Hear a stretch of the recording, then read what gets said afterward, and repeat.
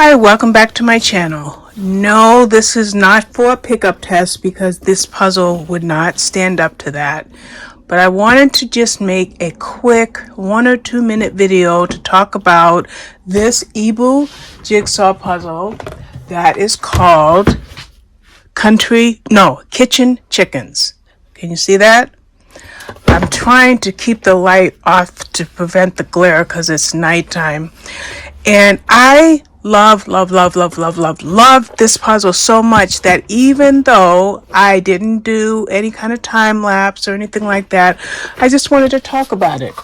Now, what I have found about the EeBoo puzzles is that, like, let's try to adjust my camera. There we go. You see the yellow around the perimeter, the top and left.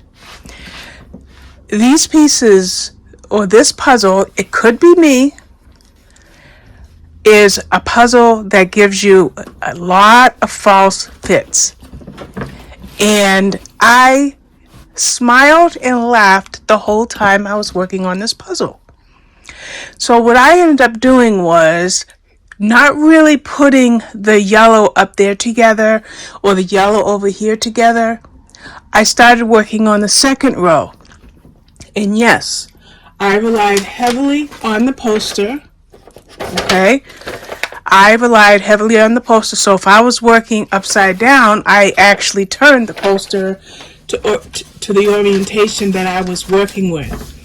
And the reason I wanted to talk about this puzzle is because I want to know if anybody that watches me does EeBoo puzzles. And if you do puzzles by EeBoo, do you find a lot of false fits? Now, where else did I have false fits? I had false fits with the cabinet, with the table, and with this top of the china cabinet. But yet, this puzzle brought me nothing but joy. It just brought me tons and tons of joy. Actually, it might, whoops. I'm not sure if I want to try a pickup test. It might work, might not work. But we're just going to fix this little mess up that it did. Now, I noticed that the puzzle comes apart very easily, but I think it's more so because I'm doing it on this felt bits and pieces tabletop. I think if I was doing this on a different type of surface or like on a poster board, I may not have the looseness, but I love this puzzle. Now, hopefully I can put a card in this video because I did a video that showed you my EeBoo collection. And I'm going to count really quickly because I don't quite remember. So I have, that is 6, 12. Okay, I have 14 EeBoo puzzles. Yes, I am collecting EeBoo puzzles. Okay, I made a video about that already. I collect and, whoops, I hit my camera. I collect and I build. I collect and I build. And then I fall in love with something else and I collect and I build. And I tell you, I don't know. And the funny thing about this EeBoo puzzle is I worked on this puzzle in the midst of a bunch of other things going on in my life.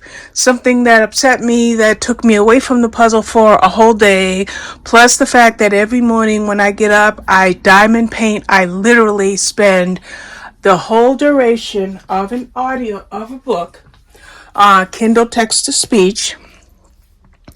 And like, say for example, this book, it tells you that I have 2 hours and 24 minutes left in this book.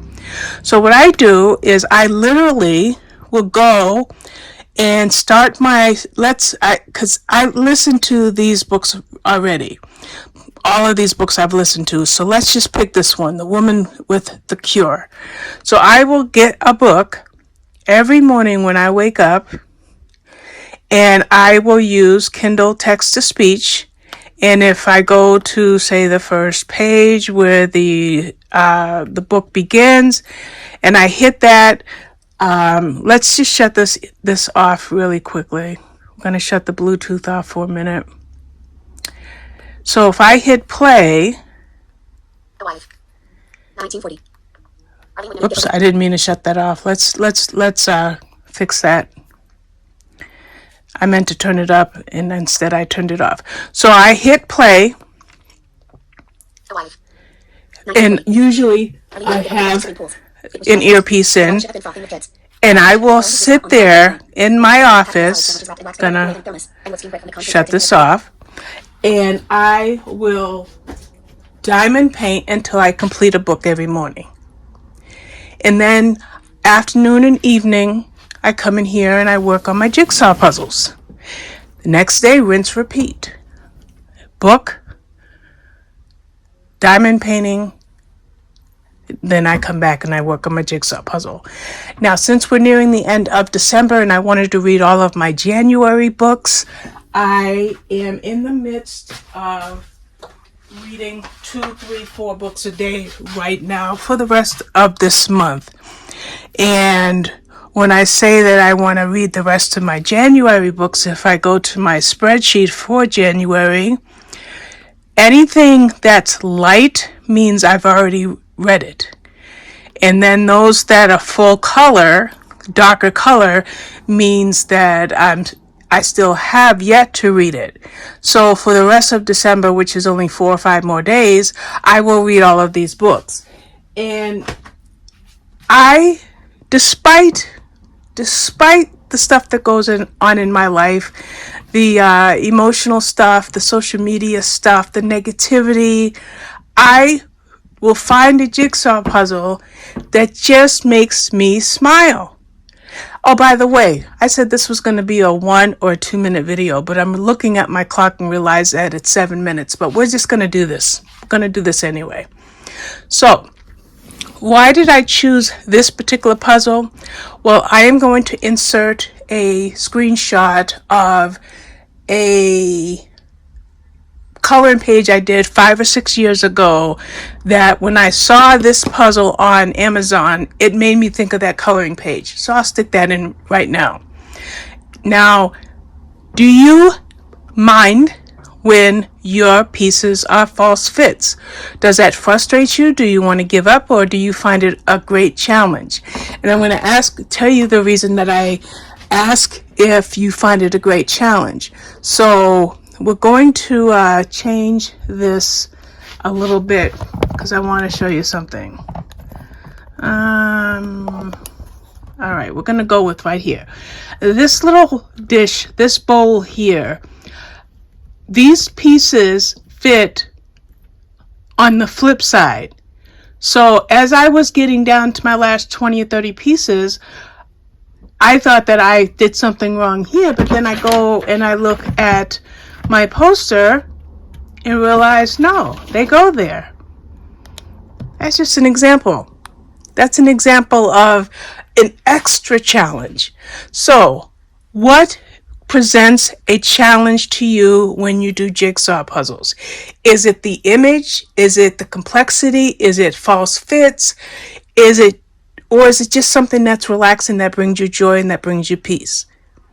And since I split my time between my diamond painting and my jigsaw puzzles, then I'm finding a way to bring myself joy and peace. But this wasn't the only thing I did.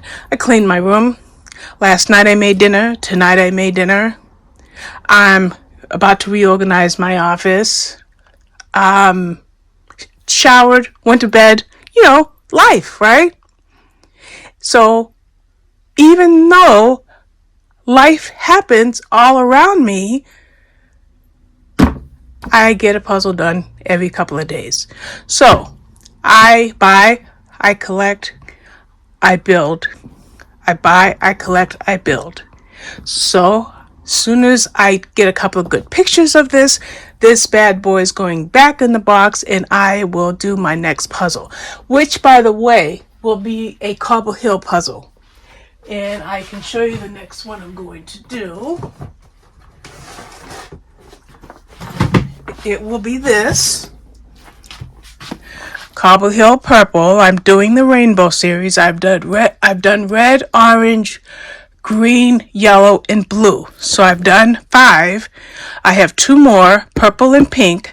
Then I have black and white. I have rainbow. And then I have the 4 elements, water, air, earth, and fire, if I'm not mistaken.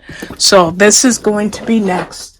But here it is. I just wanted to talk to you about this experience and why this puzzle appealed to me, even though I have over a dozen other EeBoo puzzles, but I just had to do this kitchen chickens, the 2 chickens here. So anyway, just wanted to share my experience, going through some stuff right now. So I'm finding myself lifted up by doing something that brings me joy, that brings me peace, that brings me contentment, and helps me sort out all of the things that are going on in my brain. So let me know what you think. My question again is, do false fits frustrate you, or do they give you an extra challenge? Do you have other puzzles that you are working on that also include false fits? And do you mind it if you go to move something and your pieces come apart? Does that frustrate you? Just tell me your puzzling experience.